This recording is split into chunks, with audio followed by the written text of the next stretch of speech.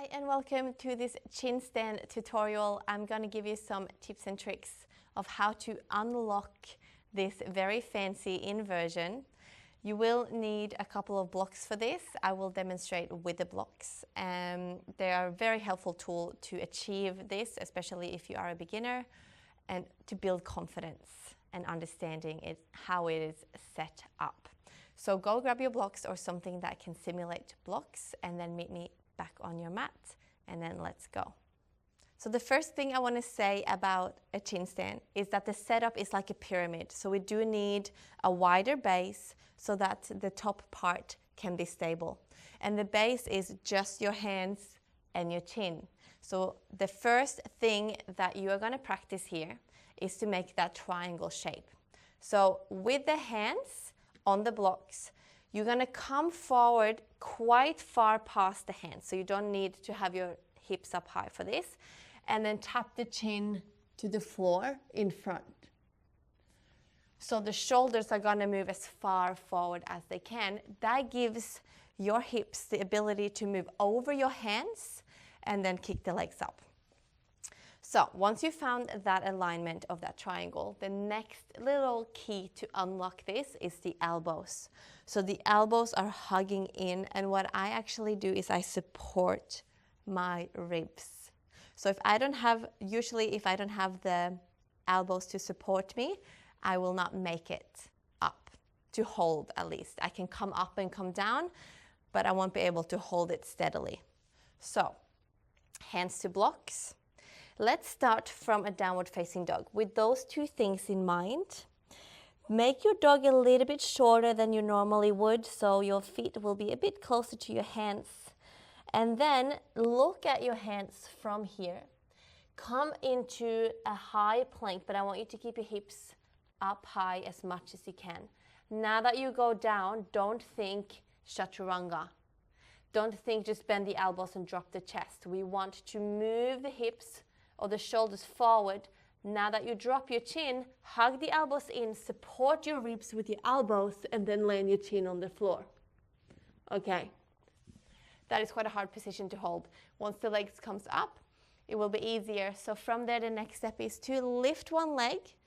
Maybe you need a little bit of a kick up to get the other leg up, but I don't want you to overly do the kick, because that's when we are in danger of falling over, which we want to avoid. So the perfect scenario would be that your legs can just float because you are so far forward and the hips are so far over. So moving into the next step, a short downward facing dog. So if that didn't feel right for you, maybe readjust the feet a little bit closer or further away. And then start to move your body forwards. High plank. Keep the hips as high as you can. When you now lower, the elbows are supporting the ribs, chin to the floor. Reach one leg up. Here.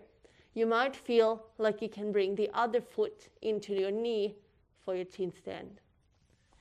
And as you can see, my elbows are supporting my ribs a lot. Okay? So if the elbows are wide, this is going to be a very tricky position for you to hold. So one more time, and then we're going to do a few variations.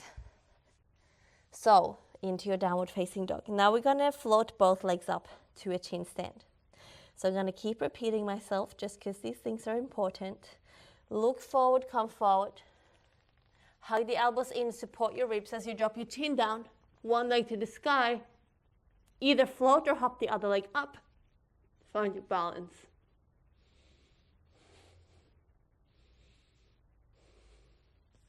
And come down through your upward dog. Lift the hips for your downward facing dog.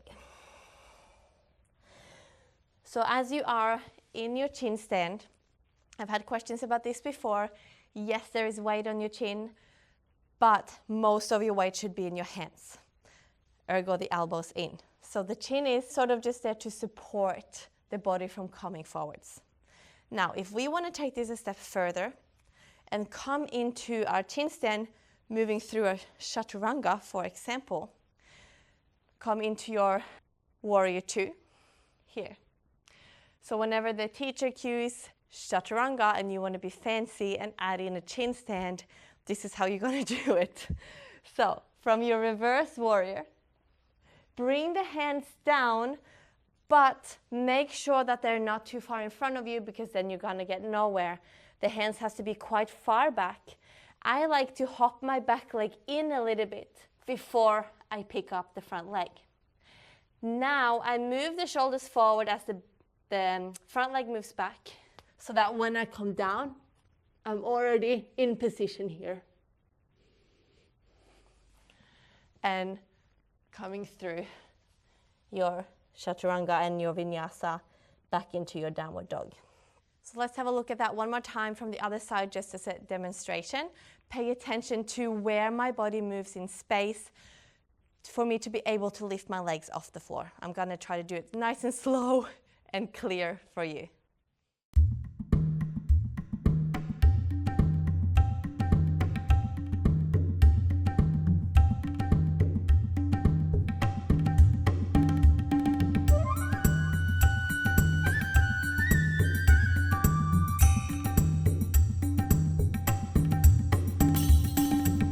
Now, of course, in your vinyasa floor practice, you don't have two blocks perfectly set up like this usually, so you might have to attempt it without the blocks.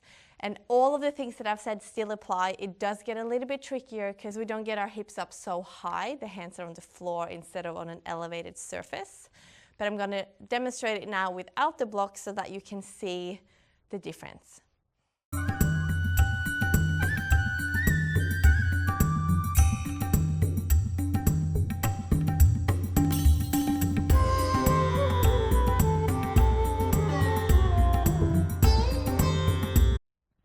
I hope this helps. Watch this tutorial as many times as you feel like you need to get it right. And then ask me if you have any questions in the comment section. Thank you so much for practicing with me. Namaste.